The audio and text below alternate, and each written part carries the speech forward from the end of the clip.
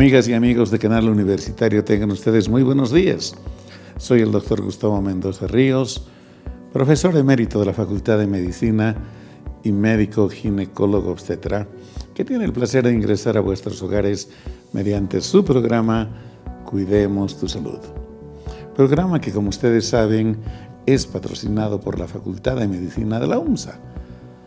Este día es un día especial, porque vamos a hablar de uno de los problemas que más afectan a los seres humanos que vivimos en este mundo desde muy temprana edad. Estoy hablando de la falla renal crónica. Fíjense ustedes, cuando las personas sufren de diabetes o de hipertensión, hasta en un 40% pueden tener problemas con el riñón y pueden conducirlos a la insuficiencia renal. Para ello hemos invitado a un distinguido profesor, el doctor Marlon Orlando Jaimes Cadena. El profesor Jaimes es médico, cirujano, especialista en medicina interna y nefrología. Es profesor titular de la Facultad de Medicina precisamente en las áreas de farmacología y nefrología. Pero además él fue jefe del servicio de nefrología, de trasplante renal y diálisis del Hospital Obrero número 1. Fue presidente de su sociedad a nivel Bolivia y además forma parte de varias sociedades internacionales, como la Sociedad Americana de Nefrología. Entonces ustedes comprenden que hemos de hablar con una autoridad en el ramo. Antes de entrar a hablar con nuestro invitado, permítanme un par de minutos de reflexión.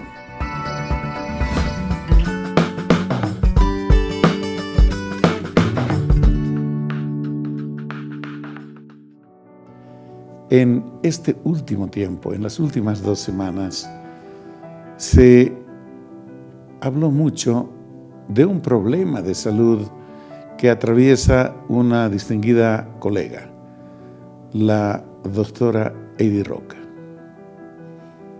La doctora Heidi fue ministra de Salud del gobierno transitorio de la señora Áñez.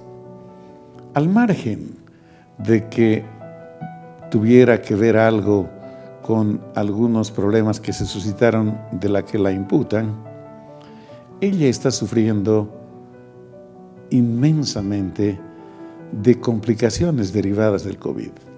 COVID adquirido además durante sus funciones. Ella tiene una gastrostomía, es decir, tiene un tubo conectado al estómago para recibir alimentación porque ha perdido la capacidad de deglutir, de tragar sus alimentos. Asimismo, tiene dificultad en la conversación, en la posibilidad de movilizarse porque también hay afectación motora, en fin.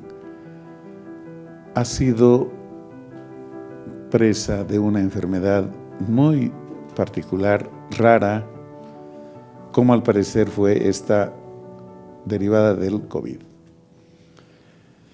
Ella requiere de atención médica en el exterior por razones obvias. No hay ni el equipo ni las condiciones para atenderla acá. Lo triste del problema es que todos quienes se hacen portadores o portavoces de la voz del gobierno han tenido el desparpajo de decir: nosotros no nos oponemos. Si no se trata de oponerse, se trata de cumplir elementalmente la ley, la norma, acogerse estrictamente a lo que dice nuestra Constitución, que es velar por la salud de la gente. Justamente en esta ocasión se dice que el órgano jurisdiccional será el único encargado. Distinguidos amigos, yo creo que basta de hacerse los desentendidos, Por supuesto que nuestro presidente, otras autoridades pudieran generar una solidaridad respecto del tema.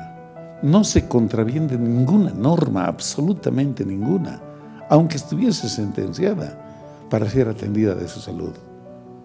No es verdad que alguien incumpliría sus deberes si es que se le otorga el permiso correspondiente. Creo que no han comprendido que eso también es violencia.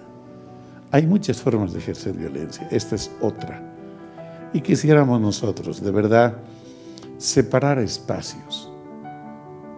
Lo político, lo jurídico, otras áreas debieran recibir el trato que se merece. Infortunadamente, se dice que muchas veces se ha solicitado al juez de la causa tolerancia o permiso, lo que corresponda para tratarse, y sistemáticamente se ha negado. Yo no sé si tienen idea de lo que es la salud y de lo que es la enfermedad y hasta dónde puede a la persona afectar. Parece que solo cuando les toca a ellos se dan cuenta e imploran atención. Debemos ser no solo solidarios, debemos ser humanos, debemos ser inteligentes. Debiéramos comprender que un tema de salud como este, independientemente de quién se trate, debiera ser tratado como corresponde. Y si definitivamente hay un lugar que no es el país, habrá que facilitar aquello. Una enferma de ese grado, ¿tendrá alguna pretensión de fugarse del país? ¿Tendrá la pretensión de dejar lo poco que tiene acá cimentado, pero que tienen grandísimo valor, como es la familia? Creo yo que algo nos está faltando y es hora de corregirlo. Esperamos sinceramente que al rato que esta emisión salga al aire, la doctora ya haya recibido el beneficio para tratarse, porque es un derecho que le asiste, no es un favor de nadie. Nadie es dueño de la vida de nadie. Con todo respeto, pido yo a quien corresponda, y en última instancia al señor presidente, que dé pues su criterio al respecto a donde corresponda para que se viabilice aquello. Dicho esto, distinguidos amigos, permítanme ir al sector La Facultad de Medicina Informa.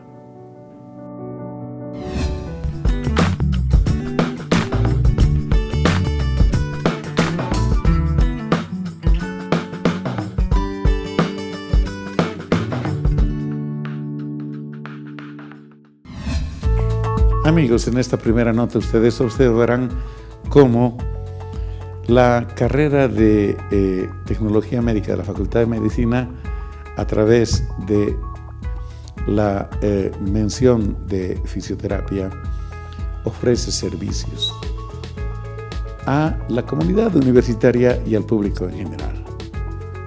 Tomen en cuenta, estas ofertas son muy convenientes para ustedes. Gabinete de Fisioterapia y Kinesiología abre sus puertas a la comunidad universitaria y ciudadanía en general. Y hoy hacemos una invitación extensa a toda la comunidad universitaria y toda la población para el servicio del Gabinete de Fisioterapia, en el cual contamos con un equipamiento de tecnología actualizada y con un personal profesional con amplia experiencia, para la atención de todos ustedes con una calidad y calidez en los tratamientos que ustedes requieran. Hacemos el ingreso y vamos a ir viendo aquí todos los ambientes que nosotros tenemos para poder hacer uso, con costos muy accesibles a toda la población. Muy bien, aquí encontramos el área de hidroterapia, donde hacemos un trabajo diferenciado con lo que es la termoterapia, la crioterapia y lo que es el tema del agua, ¿no? La hidroterapia. Aquí estamos en la sala de gimnasio, encontramos equipos que le van a ayudar bastante en el tema de la rehabilitación en general para lo que son los problemas osteomioarticulares y lo que son lesiones miotendinosas, ¿no? Ahora nos vamos a ir al tratamiento manual y electroterapia. Aquí contamos con lo que son nuestros cubículos donde podemos ingresar y vamos a ver que nuestros pacientes ya están recibiendo el tratamiento oportuno con los equipos de alta tecnología que nosotros manejamos aquí en el Gabinete de Fisioterapia de la UMSA. El gabinete de fisioterapia está dispuesto en horarios de 7 de la mañana a 7 de la noche y están todos bienvenidos acá, de todas las edades, en toda la población pueden venir, están bienvenidos, serán bien atendidos. Amigos, la señora vicerrectora de la Universidad Mayor de San Andrés estuvo compartiendo con docentes de la Facultad de Medicina, felicitando a los colegas por haberse incorporado en un programa que precisamente depende de esta cartera referida a Coursera. Coursera es un programa que permite indudablemente mejorar aspectos académicos y de publicaciones de los docentes. Veamos la nota. La vicerrectora de la UMSA, doctora María Eugenia García Moreno, felicitó la iniciativa Taller de Capacitación Campus Virtual UMSA Coursera, que incide en la investigación, innovación e interacción social. Bueno, el día de hoy agradezco y sobre todo felicito a la Facultad de Medicina por estar presentes con su plantel docente y el plantel estudiantil, mostrando el interés en este importante taller que se está llevando a cabo, el taller de presentación de la plataforma Coursera, donde se da a conocer toda la importancia, todas las propiedades, todo lo que genera y se puede aprovechar de esta plataforma. La Universidad Mayor de San Andrés, gracias a la cooperación suiza, ha logrado acceder a la plataforma Coursera y a través de esto tenemos la oportunidad, todos los docentes, los estudiantes, el personal administrativo, de acceder a cursos a muy bajo costo e incluso algunos de los cursos en forma gratuita de un abanico de temas bastante grande. Asimismo, también existe la posibilidad de dar cursos para poder así generar recursos propios para sus carreras, para sus institutos, para sus facultades, dando y enseñando temas que son de interés mundial, interés nacional, temas que son particularmente nuestros, que no se desarrollan en otros sitios, que con seguridad se va a lograr captar la atención de muchas otras universidades de diferentes países. Felicito nuevamente a la Facultad de Medicina por esta apertura que tienen, por el interés en capacitar a sus docentes, a sus estudiantes, al personal administrativo, por el interés que a través de estos cursos también inciden directamente en la investigación, en la mejora, en la innovación y en la interacción social.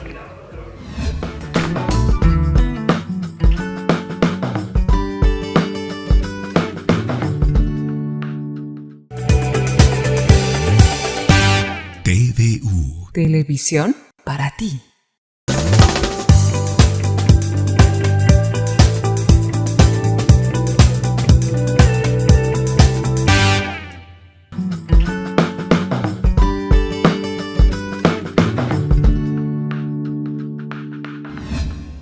Amigos, como lo habíamos anunciado precedentemente, está con nosotros nuestro invitado de hoy, el doctor Marlon Orlando Jaimes Cadena. Dijimos, él es un profesional absolutamente calificado en el tema nefrológico.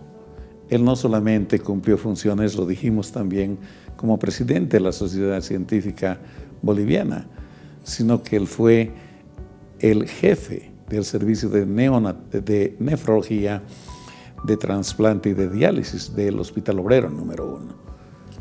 Vamos a hablar con autoridad, pero antes de seguir, permítanme presentarle y saludar a nuestro invitado. Doctor Jaimes, qué gusto verlo. Gracias por aceptar nuestra invitación. Estimado doctor Mendoza, realmente muy honrado de poder compartir estos minutos junto a usted y ver todas aquellas características que nos interesan a la salud renal. Realmente me siento muy honrado y muchas gracias. Gracias a usted, en todo caso, doctor Jaimes. Doctor Jaimes, le hemos pedido hablar de la falla renal crónica, de otro modo conocida como insuficiencia renal crónica también. De eso vamos a hablar, amigos. Pero antes de entrar en tema, sabemos que acaba de retornar de un largo viaje. Estuvo usted en Tailandia, sí, doctor, donde precisamente se llevó a cabo un evento mundial, sí, de la especialidad. ¿Por qué no nos cuenta un poquito cómo fue aquello? Doctor, realmente ha sido una oportunidad muy interesante en el sentido de que cada año se va celebrando a nivel de distintos países este evento, que es el evento magno dentro de la especialidad. Este año que ha pasado ha sido programado precisamente en la ciudad de Bangkok, en Tailandia. Y como vemos, es prácticamente al otro lado del mundo. Ha congregado una gran cantidad de profesionales al más alto nivel en todo el mundo en la especialidad. Se ha logrado consensuar y se ha llegado a exponer muchos temas que son de interés en la actualidad. Bolivia ha estado representada por no solamente mi persona, sino otros médicos también de la especialidad que han llevado ponencias, que han dado su punto de vista, que han participado de todas las actividades que se han dado en ese sentido. Son varios los temas que se han tocado en el Congreso Mundial de Nefrología, uno de los cuales, y el más capital precisamente, es la enfermedad renal crónica. Se han hecho abordajes, por ejemplo, en la tecnología, en cuanto al diagnóstico oportuno que se puede dar a esta enfermedad, el manejo, las implicaciones epidemiológicas que tiene a nivel mundial en cada país y especialmente esta connotación que a veces lleva en países que no tienen muchos recursos o que las políticas de salud a veces no alcanzan a diagnosticar oportunamente esta enfermedad que tiene un perfil bastante grave cuando no se lo trata a tiempo. Esta ha sido una experiencia muy grata para mí como persona, como representante de la universidad y también como médico. Qué bueno, doctor, lo felicitamos, por supuesto.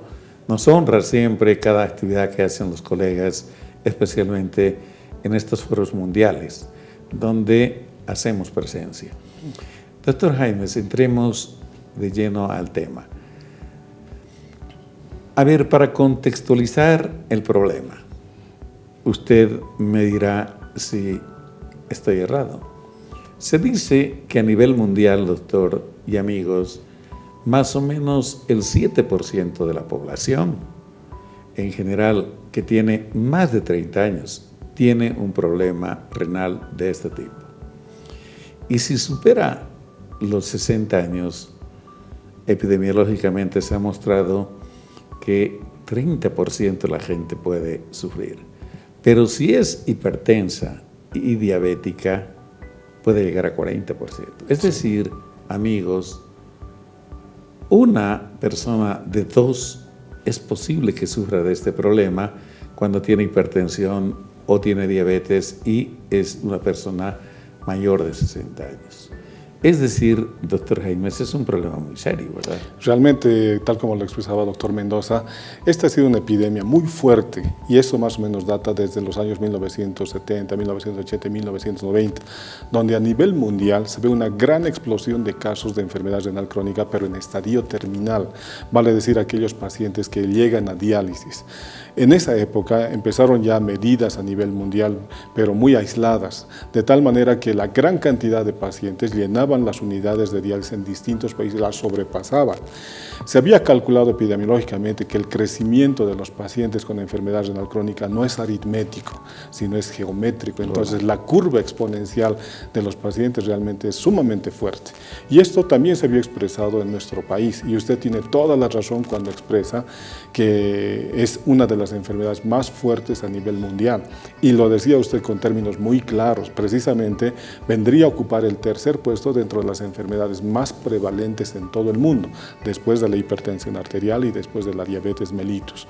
Lamentablemente, las personas que cursan con estas dos enfermedades tan frecuentes en el mundo, en nuestra familia o en el orbe en el que nosotros nos desenvolvemos, por el mal control que estas enfermedades tienen, pueden llegar a derivar en complicaciones renales, o sea, anular la función del riñón y requerir diálisis. Es por eso que a nivel mundial, para no llegar a esta esta clase de tratamientos que son onerosos, que comprometen la familia, la sociedad, económicamente una persona la pueden desbancar, y a veces cuando no hay la cobertura necesaria, el paciente no tiene dónde acudir, es que se hace necesario poner políticas nacionales y políticas mundiales al respecto para evitar que muchas personas puedan ser diagnosticadas de forma oportuna antes de que pierdan la función renal y puedan ser derivadas a estos tratamientos tan onerosos como son la diálisis, por ejemplo. Correcto, amigos. Esta también puede convertirse en una enfermedad devastadora prácticamente, porque acaba no solamente con el paciente o la paciente, sino con la propia familia. Doctor Jaimes, entremos en tema y aprovechemos estos primeros minutos para recordarle a nuestra distinguida de la audiencia qué son este par de órganos, los riñones, y qué función cumplen. Sí, doctor, en el organismo qué humano. pertinente la pregunta, porque mire, al poner ya una enfermedad que va a atacar a dos órganos vitales, la gran pregunta para las personas que nos están oyendo es cuál es esa función tan vital que realmente afecta y puede incluso comprometer la vida. Son dos funciones sencillas. En primer lugar, los dos riñones manejan la totalidad del agua de nuestro organismo. Nosotros cuando realizamos hábitos muy comunes como comer, beber, etcétera, o tomar alguna clase de medicamentos o algunas situaciones donde la cantidad de líquido debe ser medida en nuestro organismo, los riñones tienen esa posibilidad funcional de poner en neutro nuestro organismo, de tal manera que no acumulan agua, pero tampoco les falta. No olvidemos que el agua es el elemento esencial para todas las funciones celulares que tenemos. Por un lado, entonces, maneja el equilibrio adecuado del agua, pero por otro lado está encargado de eliminar todas las toxinas que el organismo ha ido acumulando, producto de los medicamentos o producto de los mismos alimentos que nosotros vamos ingiriendo en el transcurso del día. Esas son las dos funciones principales que el riñón tiene. Cuando una persona llega a diálisis, los métodos de diálisis que se conocen por televisión o alguna persona los ha conocido por algún familiar, también tienen ese objetivo, sacar el exceso de líquido que tiene el paciente, que ya no lo puede eliminar por sus riñones naturales, y sacar las toxinas que va acumulando, que tampoco las puede eliminar. Por eso es que estos órganos son vitales, de tal manera que si no funcionan, entonces la persona está comprometida y podría no vivir, podría llegar al fallecimiento, y esto es lo que hay que evitar. Correcto. Amigos, fíjense ustedes, tenemos dos riñones y teóricamente, doctor Jaimes, con medio riñón podríamos vivir. Sí. Si es que, claro, no se enferma. Exacto. Si es que efectivamente está muy sanito, sí, y lo cuidamos, ¿verdad? Así es. Es decir, tenemos un hándicap. Sí. Pero nuestra forma de vida, nuestros hábitos y otros pueden enfermar, no uno, ambos riñones. Así es. Y terminar, como usted bien dijo, en fases terminales prácticamente. Doctor Jaimes, ¿qué lo enferma al riñón? ¿Qué cosas le afectan para que pueda fallar al extremo, a lo mejor, de tener que dializarse? Algo que es muy particular en el caso de los riñones es que, a diferencia de muchos órganos, los riñones son prácticamente silenciosos. Por conocimientos de anatomía, recordamos posiblemente que el riñón propiamente dicho no tiene terminaciones nerviosas del dolor, por ejemplo, que le puedan alertar. Si mi corazón funciona mal, entonces puede ser que sienta dolor y puede llamar la atención. Si alguna parte de mi organismo es lastimado, probablemente el dolor va a ser la primera causa de consulta con el médico. Lamentablemente, en el caso del riñón, es prácticamente un órgano silencioso, de tal forma que esa es la razón por la que muchas personas, sin darse cuenta, han llegado a tener la enfermedad como tal y nunca se dieron cuenta ni nadie los diagnosticó. Y cuando ya los ubican desde el punto de vista médico, ya han perdido gran parte de la función de los riñones y no se la puede recuperar. Es por eso que en la actualidad el énfasis en todo el mundo prácticamente está en el hecho de diagnosticar el riñón a través de lo que se llaman las pruebas de función renal, que son un conjunto de exámenes de sangre, de orina y de imágenes que permiten ver la funcionalidad del riñón. Entonces, la política actual de manejo con la enfermedad renal crónica es como si fuera el cáncer. Correcto. Por lo menos una vez al año los pacientes tengan o no tengan síntomas que llamen la atención o que dirijan hacia la parte renal, deberían hacerse estos exámenes en sangre, en orina y en imágenes para poder calificar si realmente el riñón está sano o no lo está. Doctor Jaimes, sabemos que el riñón ha dicho usted muy bien, es un órgano que no expresa su malestar. Y hay otro elemento que es también importantísimo. Se nutre y funciona a la vez por la llegada de una sola arteria, ¿no es cierto? Sí. La arteria no tiene colaterales. No tiene. Es decir, si esta arteria por alguna razón no funciona bien, afecta el riñón y todas sus funciones. Sí. Le decía yo, ¿qué cosas frecuentemente le enferman al riñón? Las dos enfermedades que en este momento son los prevalentes mundiales. La mayor parte de las personas que han llegado a perder la función del riñón son personas que son o diabéticos o son hipertensos, que no se han controlado adecuadamente y que como el riñón no tiene una clínica o síntomas muy característicos, la persona mal controlada de la diabetes o mal controlada de la presión arterial, sin darse cuenta, está disminuyendo en el tiempo la función de sus riñones y mucho más si es que no se ha hecho ver con ningún médico. Estas son las dos primeras causas de pérdida de la función renal. Pero al margen de ello existen otras causas. Por ejemplo, en nuestro medio todavía es endémica la tuberculosis, podría afectar como enfermedad. Las infecciones también. Así es, por ejemplo, todas las infecciones, llámense por bacterias, por protozoarios, por parásitos, por virus, también podrían afectar a los riñones. Seguramente no tienen una frecuencia de presentación muy alta, pero también tienen su validez. Existe otro grupo de enfermedades raras, como por ejemplo el grupo de las enfermedades autoinmunes, que afecta generalmente a grupos jóvenes. Ahí estaríamos hablando del lupus eritematoso sistémico, las distintas clases de vasculitis y otras enfermedades que también pueden afectar al riñón. Vayámonos a la edad de los ancianos o de los adultos mayores. La mayor parte de este grupo de personas son afectadas por casos de cáncer de distinta índole y estos cánceres también pueden afectar directamente a la funcionalidad de los riñones.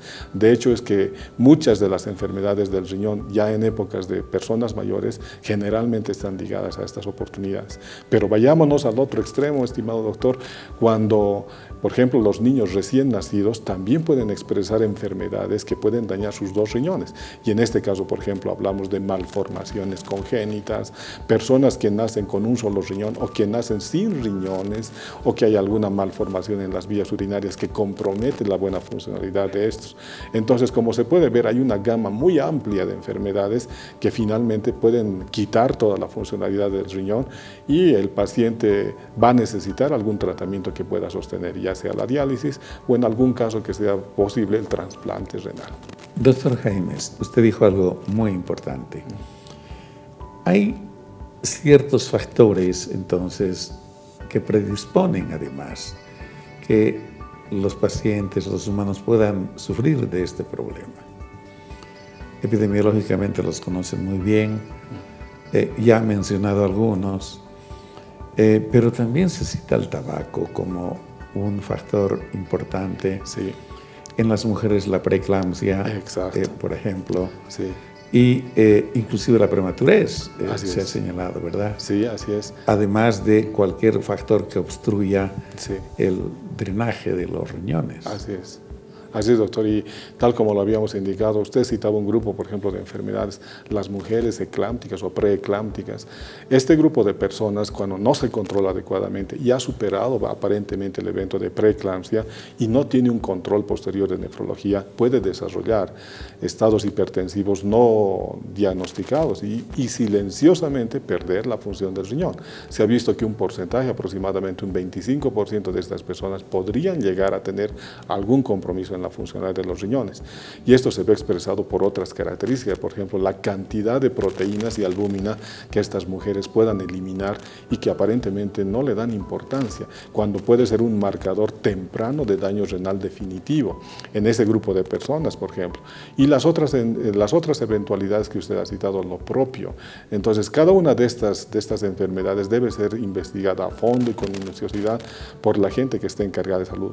En el mundo actual no se da mucho énfasis a que solamente el nefrólogo puede diagnosticar la patología renal o la enfermedad renal, sino todos los médicos estamos llamados dentro de nuestra esfera de práctica a ver alguna posibilidad de daño hacia el riñón y derivar hacia la especialidad para que se pueda ser conducido y manejado oportunamente. Correcto. Amigos, creo que con el profesor Jaimes hemos dado un marco general de lo que significa esta patología. Ahora nos vamos a ir un pequeño corte y al retorno hemos de profundizar ya sobre el tema. Al corte, por favor.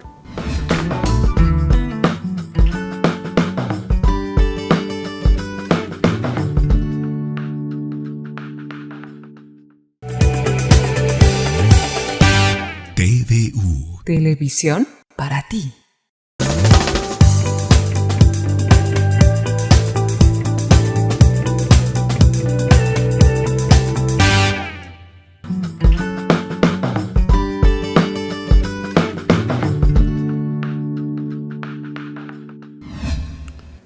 Doctor Jaimes, hemos de hablar ahora ya con precisión de la enfermedad renal crónica. ¿Tiene esta enfermedad? Bueno, primero, ¿cómo debemos conceptualizarla? Sí. Y quisiera que a continuación nos diga qué signos, sintomatología, si existe, puede manifestar el paciente. Se define la enfermedad renal crónica como una pérdida progresiva, que es en el tiempo, irreversible, que no va a volver atrás, y que está expresada por un porcentaje de función renal que es mayor al 60% o menor, y que esto por lo menos tiene que estar presente durante 3 meses. Esa es la definición, y la vamos a ir explicando poco a poco.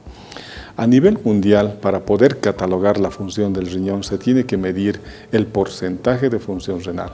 Cuando yo quiero medir el porcentaje de función cardíaca, debo sacar la fracción de eyección ventricular. Eso me da el porcentaje de función cardíaca. Para medir el porcentaje de función renal, tengo que llegar a ver cuánto filtra el riñón por minuto. Vayamos viendo algunas características interesantes. El riñón es un órgano altamente perfundido. De los 5 litros de sangre que aproximadamente tenemos, le llega un 25 a 20%, 1000 a 1200 ml por minuto de sangre a los 2 riñones. De esos 2 riñones, aproximadamente por cada minuto que pasa, se están filtrando 120 ml, 80, 120 ml. Entonces, ustedes pueden hacer los números y esos 80, 120 ml por minuto de sangre que se han filtrado se considera el 100%. Para poder catalogar la enfermedad renal crónica, se la divide en la parte médica en 5 estadios. El primer estadio son aquellas personas donde aparentemente el riñón está funcionando bien, pero existen factores de riesgo, como por ejemplo enfermedades que puedan dañar el riñón, la diabetes, la hipertensión y otras. En el segundo estadio, el riñón ha perdido aproximadamente un 30% de la función renal y el paciente aparentemente no tiene ningún dato que llame la atención. Podría tener, por ejemplo, eliminación de proteínas en la orina, eliminación de sangre que no se puede ver en la orina, esto se llama en términos médicos la microhematuria, o la eliminación de albúmina, que es una proteína pequeña que normalmente no sale por la orina, pero que en esta clase de pacientes ya se la puede evidenciar. El estadio 3 es cuando el paciente aproximadamente está por el 30-40% de función renal y en ese momento sí se ven ya algunas características físicas en la enfermedad. El paciente empieza a ponerse pálido porque empieza a realizar anemia. No nos olvidemos que el riñón es un órgano también donde se sintetiza una hormona que está encargada de la formación de glóbulos rojos, que es la eritropoyetina. El paciente se lo empieza a ver diferente y cambia ya algunas características. Y empiezan a haber otras características, por ejemplo, como el mal manejo del calcio y del fósforo a nivel de todo el organismo, que en último término podría llevar, por ejemplo, a una desmineralización en todo el esqueleto humano y otras consecuencias. Cuando llega al estadio 4, el paciente está un poquito por encima del 15% de función renal. En ese momento, como se podrá dar cuenta, estimado doctor, el paciente prácticamente ya ha perdido casi 85% de la función de sus riñones. Está a punto de entrar a algún sistema que pueda suplir esa función, como es la diálisis, o si se puede decidir el trasplante. Y cuando el paciente ya ha bajado aún más, menos del 15%, es el momento en que el médico indica el inicio de diálisis o la realización del trasplante renal.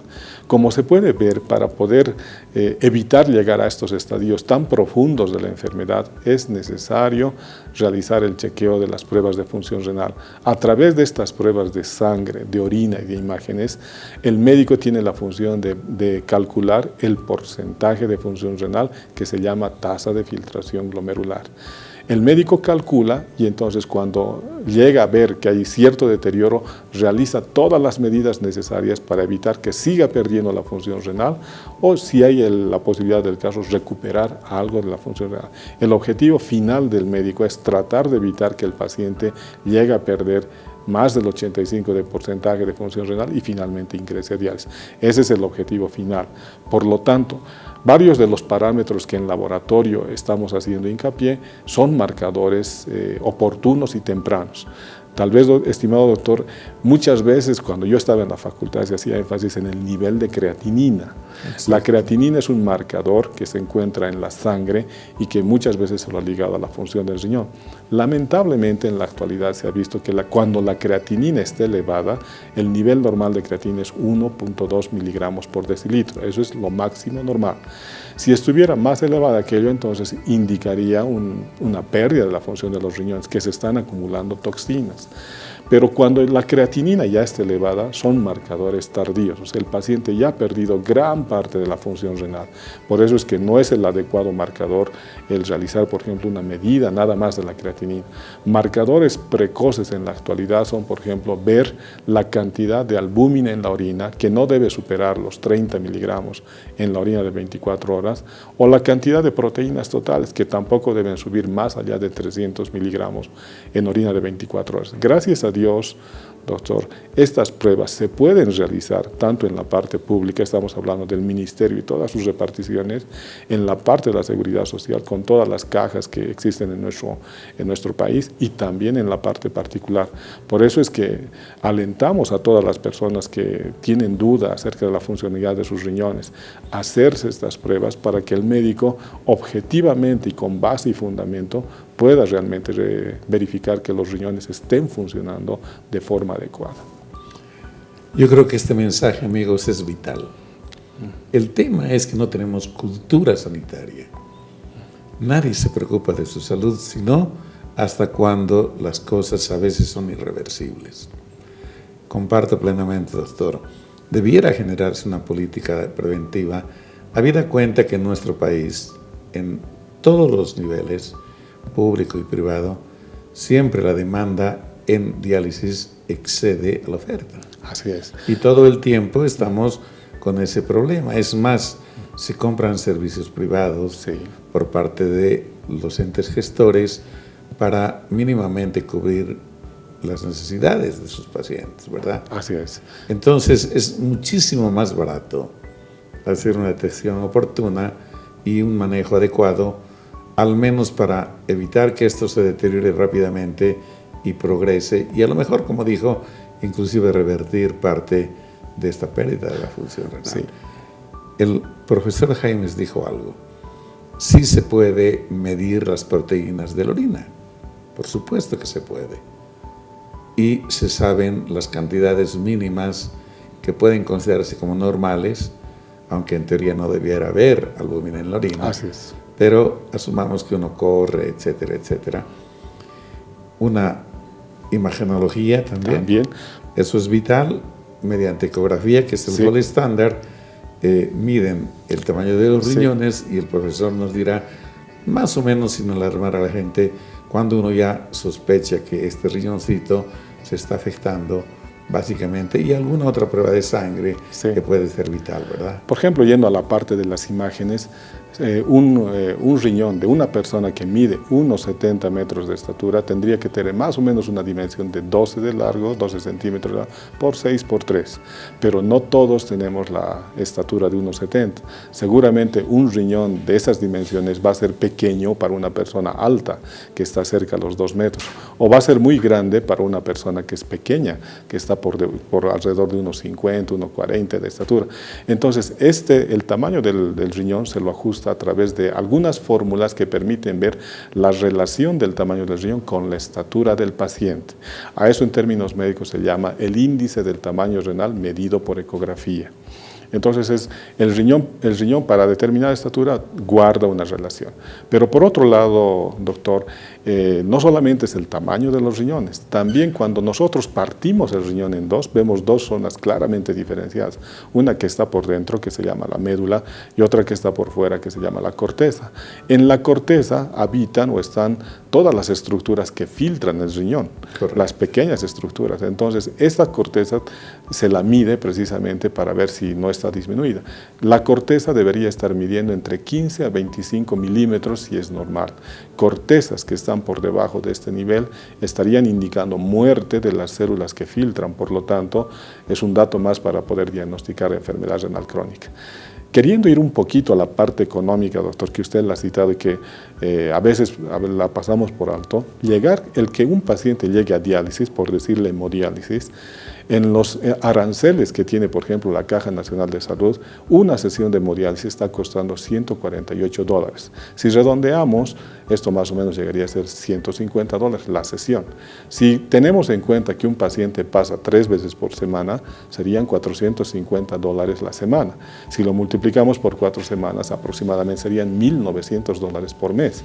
El sueldo básico del país está alrededor de 2.500 bolivianos, entonces nadie tiene, una gran parte de la población, si tuviera que pagarse del propio bolsillo, no le alcanzaría a cubrir prácticamente nada del tratamiento, teniendo en cuenta que inclusive el tratamiento es de por vida, que no va a salir de ese tratamiento. Vayamos a la otra forma de diálisis, que es la diálisis peritoneal. En la forma que la hemos estado haciendo hasta hace un tiempo atrás, en el arancel de la Caja Nacional de Salud, una sesión de diálisis peritoneal más o menos estaba alrededor de $200. Si el paciente mínimamente hace 2 sesiones en la semana, serían $400. Y si lo multiplica por 4 semanas, son $1.600, que también es un precio alto.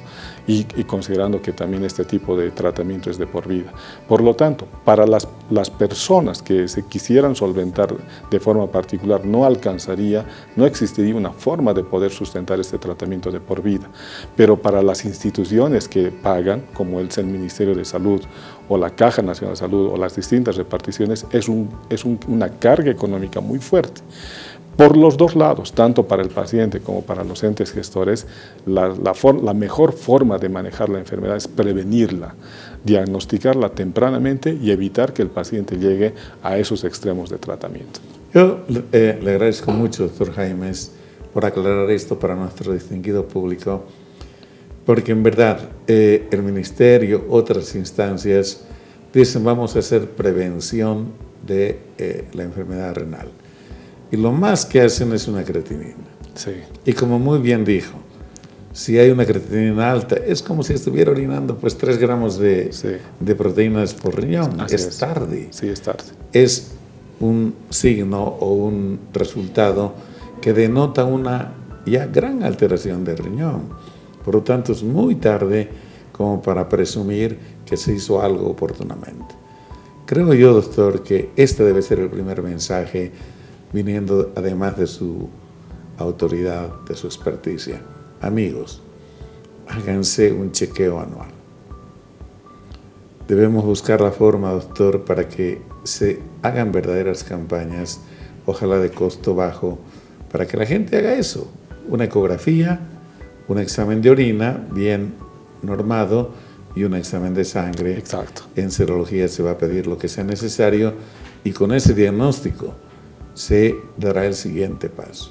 Si todo anda bien, magnífico hasta el próximo año. Y si hay algo que se pueda hacer, se hará. Por ejemplo, doctor, de estos factores que se han señalado, no todos, algunos son modificables, ¿verdad? Así es. Por ejemplo, una diabetes descompensada se la puede compensar, sí. Una persona con hipertensión se la puede controlar, una gente obesa puede a lo mejor bajar de peso, una gente que fuma a lo mejor se le puede persuadir para que deje de hacerlo. Es decir, se puede trabajar en eso, que es modificable, porque en lo que no es modificable es imposible, ¿verdad? Así es, y tiene toda la razón, porque precisamente a eso va destinado el énfasis de poder diagnosticar tempranamente la enfermedad y hacer énfasis en todos aquellos factores que realmente se pueden modificar. Hay muchas personas que dicen, y por la mala alimentación puede venir también disminución de la función renal, directamente no tanto, pero sí hay muchas enfermedades que están ligadas a la nutrición. Por ejemplo, la diabetes mellitus, una persona debe tener una dieta en la diabetes mellitus. En el caso de la hipertensión, lo propio. daño. No hay un daño directo de los alimentos, pero si las enfermedades están controladas de forma indirecta, van a dañar el riñón y una persona no se va a dar cuenta del daño que está recibiendo hasta que casualmente algún médico le hace alguna prueba y se da cuenta que ya debe entrar a diálisis. Pero esto es lo lamentable, es que cuando ya entran a diálisis, el pronóstico de esta paciente no es muy bueno, no es muy agradable, con todas las implicaciones que significa económicamente, de la familia, social, psicológico, las limitancias al trabajo y etcétera, etcétera. Cuando uno va a la realidad del tratamiento, un paciente que debe entrar a diálisis debe prepararse, o sea, en este caso, para que la sangre vaya hacia la máquina, tiene que tener un acceso vascular, una vía por donde salga. Cuando es urgencia, se tiene que colocar un catéter. El catéter es un tubito de material similar al plástico, que es grueso, y se debe colocar en una vena también de grueso calibre.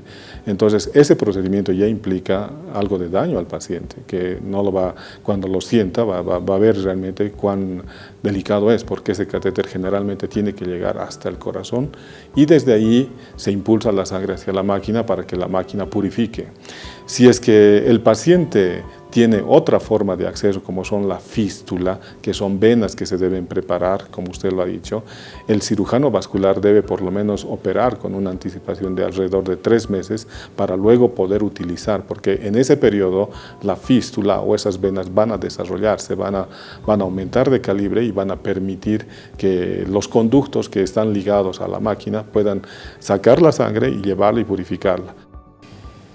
¿Cuáles serían los tips, las recomendaciones para que la gente, primero, si puede, detecte si hay algo que debe consultar, pero fundamentalmente qué cosas deben hacer para prevenir y hacer un poquito de énfasis también en la parte preventiva ya un poquito más elaborada, como es el hacerse 3 exámenes de laboratorio anuales, por favor. Tomando en cuenta, doctor, las características de funcionamiento del riñón, si el riñón maneja el agua, nosotros estamos llamados a tomar el agua suficiente que nuestro organismo requiere. En este sentido, el exceso de agua puede ser dañina para el organismo, por lo tanto, cada persona tiene una medida especial de acuerdo a su constitución y también de acuerdo a su actividad física. Más o menos un promedio de ingesta de agua para una persona de 70 kilos se lo hace calculando de esta forma, multiplicando el peso por un factor que se llama 30. 70 por 30 más o menos son 2.100 ml. Sobre esto se suma la actividad física. Si es una persona que está muy activa físicamente, un entrenador, una persona que está en construcción, etcétera, podría duplicarse o triplicarse esta necesidad. Pero si es una persona de oficina, nada más con los 2.100 ml, pesando 70 kilogramos, sería suficiente. El déficit de agua, por supuesto, también va a llevar a algunas consecuencias. Por otro lado, la otra función grande, que son las toxinas, están muy ligadas, por ejemplo, a una alimentación adecuada, a un respeto por no consumir, por ejemplo, medicamentos sin indicación médica, porque estos también pueden dañar el riñón. Al final de cuentas, los medicamentos podrían considerarse o podrían derivarse en toxinas que pueden lastimar nuestro riñón. Entonces, tenemos que tener cuidado en los alimentos, en los medicamentos que se prescriben y siempre bajo el cuidado de un médico.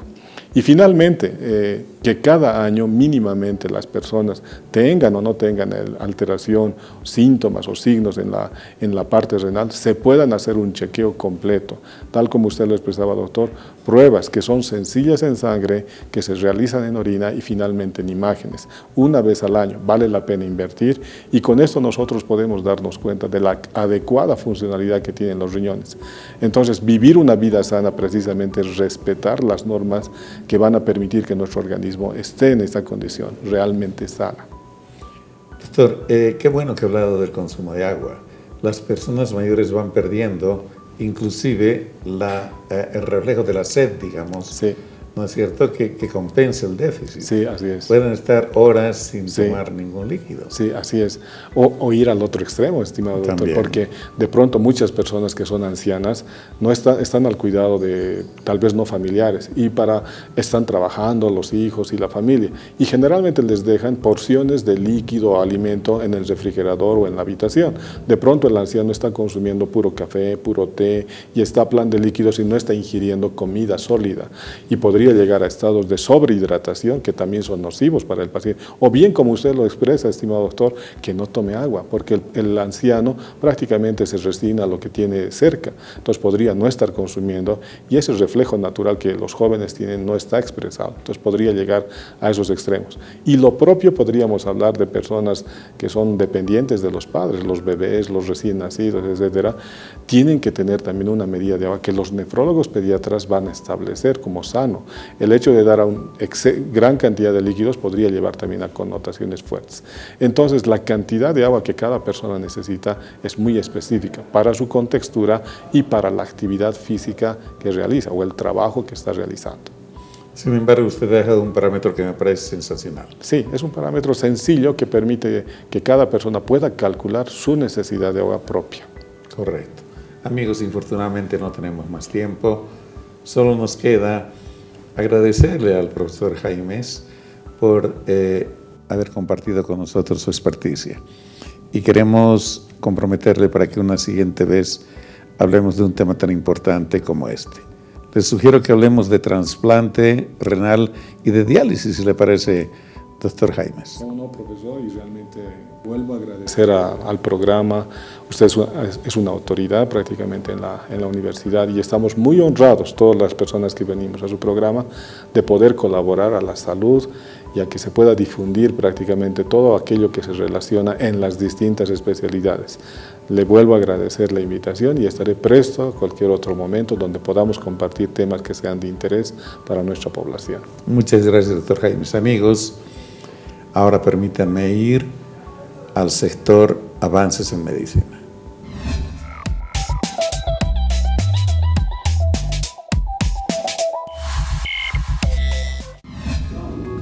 Amigos, la tecnología, la ciencia avanzan día a día. Hoy verán en esta nota cómo la robótica también tiene una aplicación importantísima en operaciones muy delicadas, como son las operaciones del cerebro. Se logra mayor precisión y mejores resultados con el empleo de esta tecnología. Veamos la nota. La neurocirugía también es partícipe de los avances en robótica.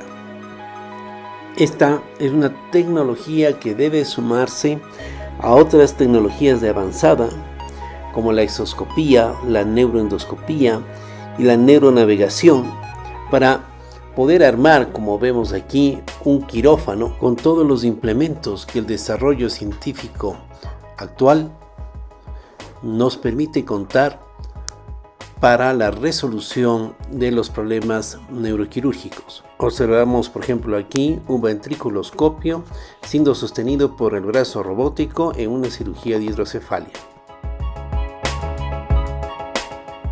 En el caso de la neuroendoscopía o la exoscopía, el brazo robótico facilita una manipulación precisa y segura de las cámaras y las ópticas que consiguen un acceso microquirúrgico de las lesiones.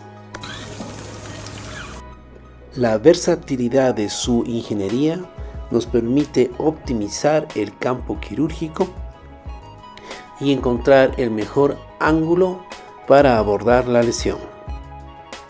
Así como en la cirugía craneal, en la cirugía espinal también tenemos brazos robóticos guiados por navegación que nos permiten colocar de manera precisa, por ejemplo, los tornillos transpediculares en columna lumbar o torácica, minimizando así el riesgo de daño de tejido nervioso o de tornillos mal posicionados.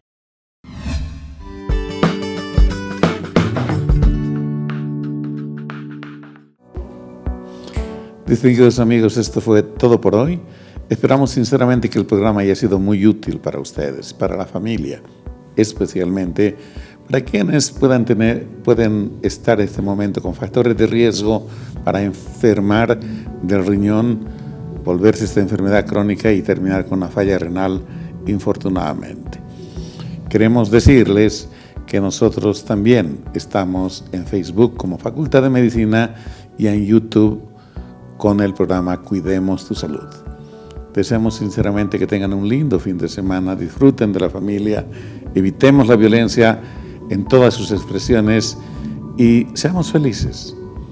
Hemos venido a este mundo para intentar ser aquello. Tengan ustedes muy buenos días.